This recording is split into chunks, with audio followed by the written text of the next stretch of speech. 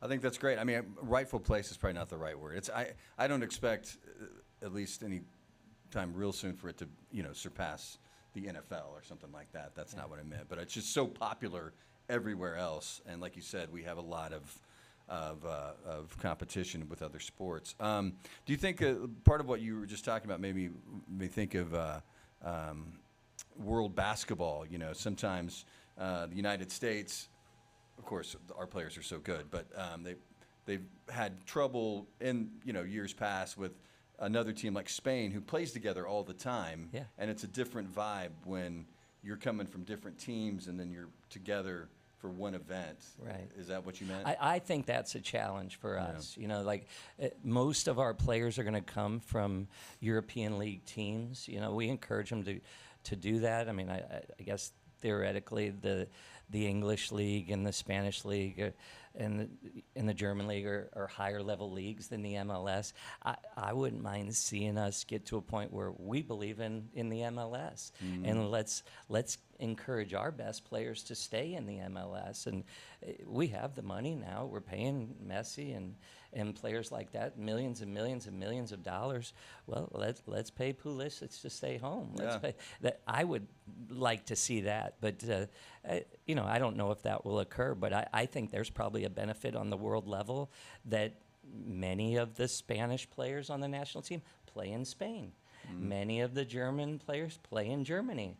Many of the English players play in the English Premiership. So that I kind of think there might be some benefit to those countries as they're preparing for a World Cup every 4 years, that most of their players are at home or not too far away and can get back, and it's easy for the coach to see them. I think it's difficult. I think Pochettino has to rely on that these players are getting playing time in Europe, and where the MLS, they're just getting ready to start their league.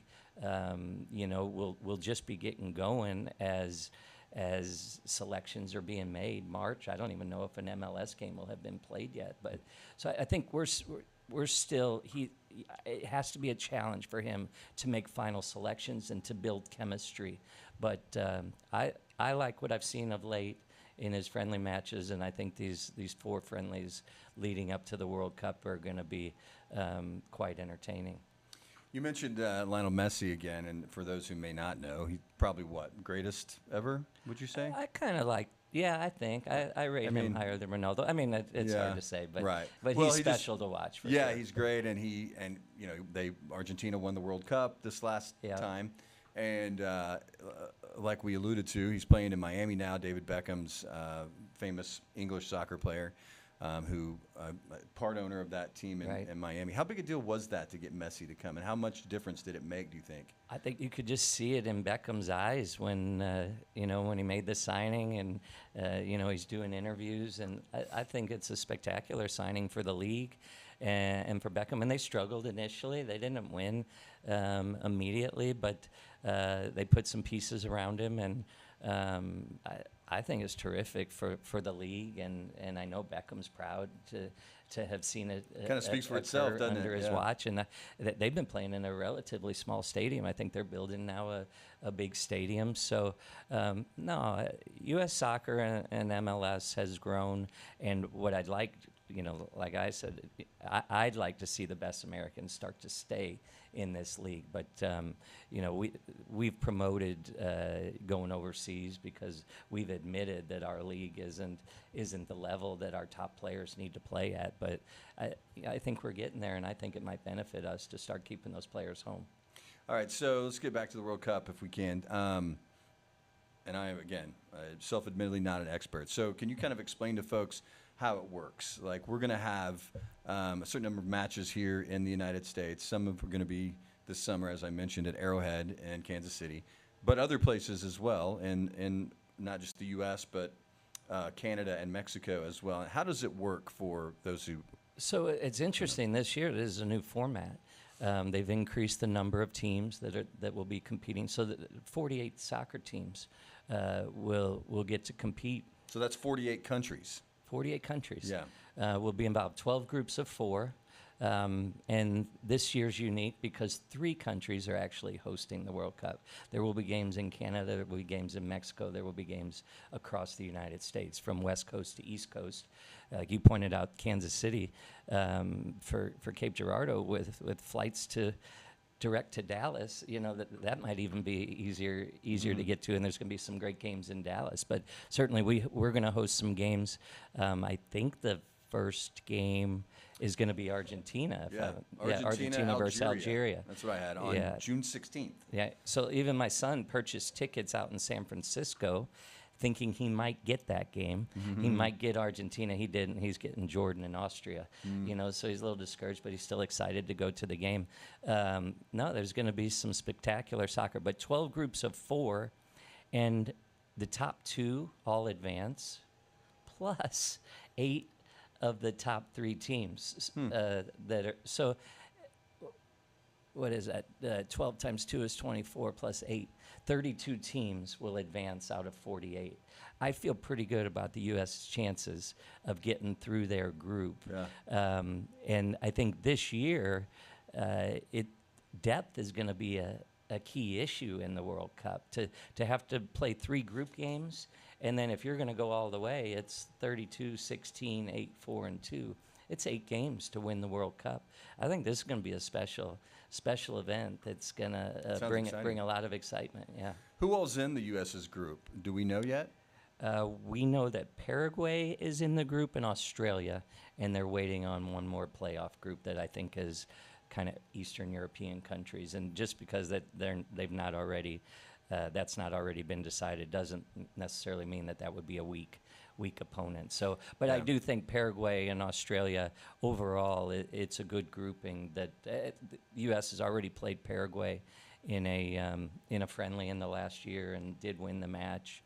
Not sure if they played Australia or not, but overall, I think it's a fairly good group to believe that they could advance through that group. Who are the favorite teams to watch? I mean, I know they're all good. You don't go to the World Cup not being good. But is it going to be the usual suspects? Brazil, Argentina, England, Germany, France? Yeah, I think you hit them all, and maybe Spain. And Spain. I think Spain maybe is considered the top favorite, and Argentina, and I think you hit all of the top 6, and then you can go to that next tier, and they just do. I mean, they produce players year in and year out, and just the level of soccer is certainly extremely high in those countries. So England, but all of those, I couldn't possibly predict who's going to win. But I like to go back to U.S. tied England in that last World Cup, and I thought they played really well, good attacking soccer against the Netherlands, and I've liked the energy and the attack-mindedness that I've seen in recent friendlies, and I think there's a lot of speed. It's just about finding a goal and keeping the ball out of your net, and ultimately it might come down to the goalkeeper and center backs really protecting our goal.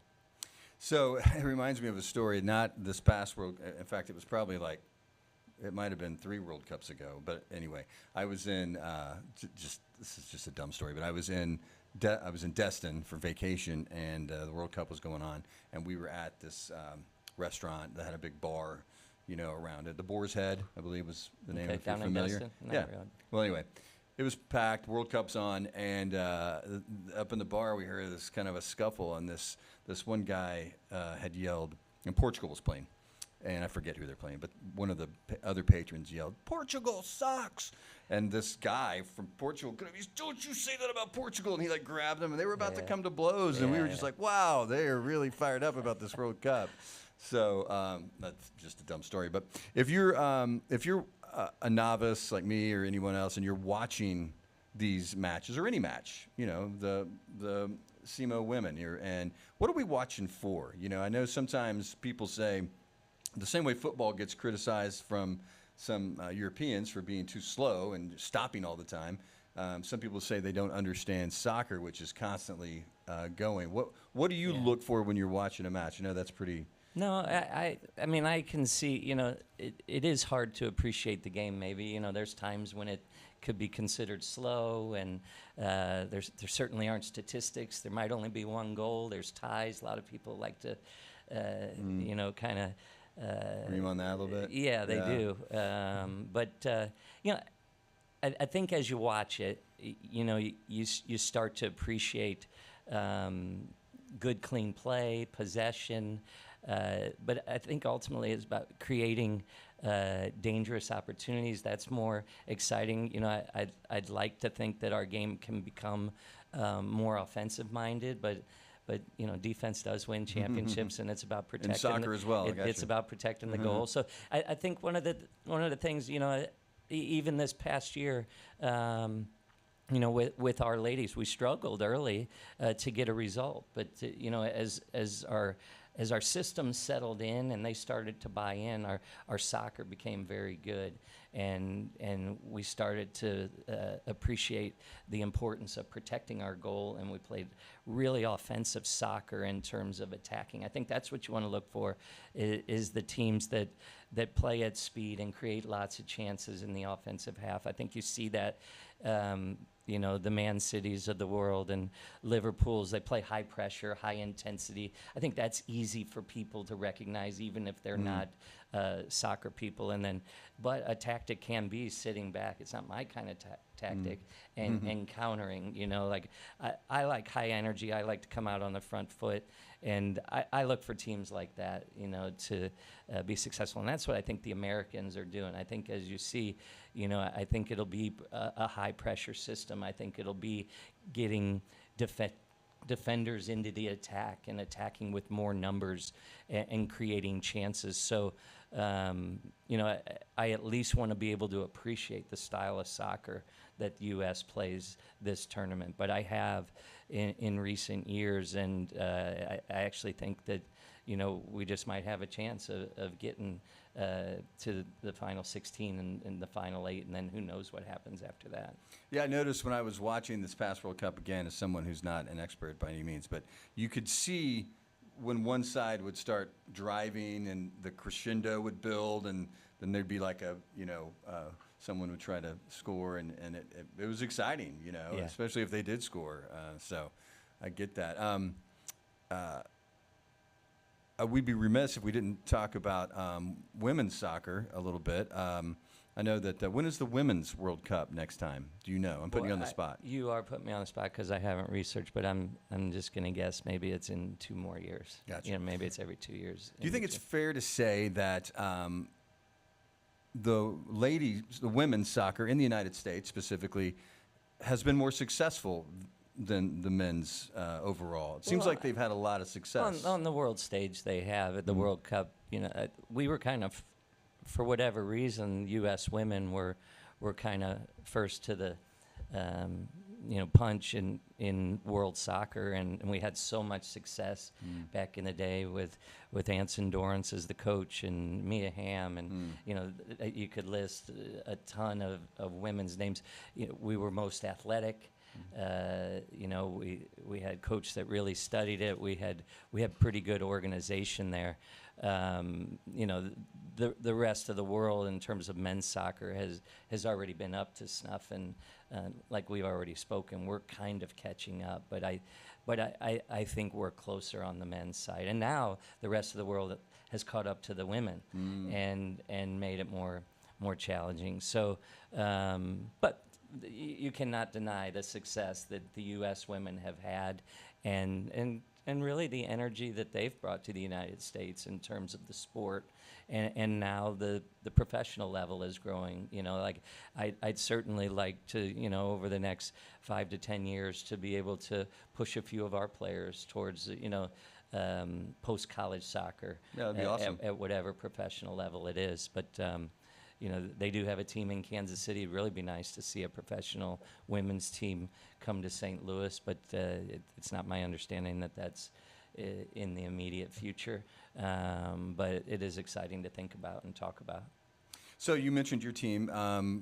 What's next for you guys? I know season just ended, right? Aren't you guys parallel with football It's season? just, it's just a fall season. Yeah. Right. And so now you're starting the process again. What are you working on? What's the big thing, or can you tell me? It may be a secret. I'm happy to tell you. Like it's numbers right now. You know, we had 25 players, and at times injuries, we might only been practicing with 13 or 14 players. It's getting players healthy. It's certainly work out on the recruiting trail. We're spending a lot of time out at events, whether it's transfers or the portal's a big thing. There'll be another portal opening in May that we'll watch for, going to a lot of high school type club events.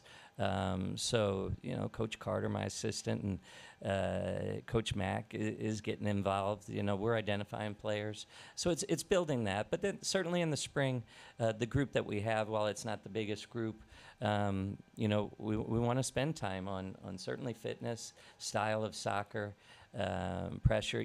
I do want to be able to play our style in the 3 spring matches that we have scheduled later in March and April. So I think these are all stepping stones to where we're trying to go. There was no secret. It was a challenge this year. But like I said, our last 5 games of the year, I thought we played our best soccer. I thought we outplayed opponents. We just didn't score goals. But we created scoring chances. So maybe missing a few pieces. But I really feel good about where we're headed, and I like the group, and I like their energy every day. Good. Do you find that recruiting? Do you have the same challenges that other sports have had when it comes to recruiting because of NIL and things like that? Yeah, on some level, the big schools, the Power Fours are really attractive to the top players. Maybe not necessarily in the women's game so much about NIL cash, but just the appeal of playing at the big university, and we're fighting that a little bit. But my very first challenge when I took the job, I wanted to play all the Missouri D1s. I called Mizzou, I called SLU, I called UMKC, I called Missouri State. Lindenwood's already in. My goal is to compete on the same level with those teams. First, we want to be the best in the OVC. And, we want to compete and win OVC championships. Then I'd like to, just stretch it to, hey, we want to be able to compete with St. Louis U and Mizzou and Missouri State. And, I felt comfortable on the field with those teams. Okay, we can get there. We might be an underdog, but there's going to be a day that we upset one of those teams. And, that's where I'd like to look right now. Small steps. Can we win an OVC championship? Can we win an OVC tournament and get to the NCAAs? Can we upset a big name and start to build some confidence within our group? Yeah, that's great. I bet with that kind of leadership, that kind of vision, I'm sure that it would be hard not to buy into it if you're one of your players. I hope so. I yeah, hope so. Me too. Well, we were running out of time, but Coach, thanks for coming in. Yeah, really enjoyed it. Again, I just thought it'd be fun to talk about a sport that maybe not everyone who's listening or watching is as familiar as they are with others. But I wish you guys the best of luck. I appreciate that. And we'll that. have you back. All right, I appreciate All right, that. thanks, Coach. Thank you. All right, see ya.